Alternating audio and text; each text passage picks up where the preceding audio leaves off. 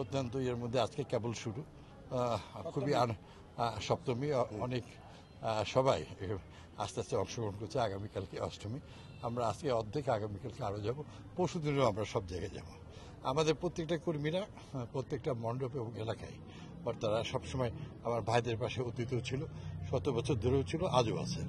আর এবার সবচেয়ে বড় বিষয় হলো যে তারা অতি নিরাপদে, যে রাজশাহীতে গতবারের তার আগের বারে এবার সর্বোচ্চ 80টির উপরে মণ্ডপ এখানে পরিচালিত হচ্ছে, এবং আমরা সবাই যতটুকু যার যতটুকু সহযোগিতা করার ইচ্ছা সব আমরা করছি।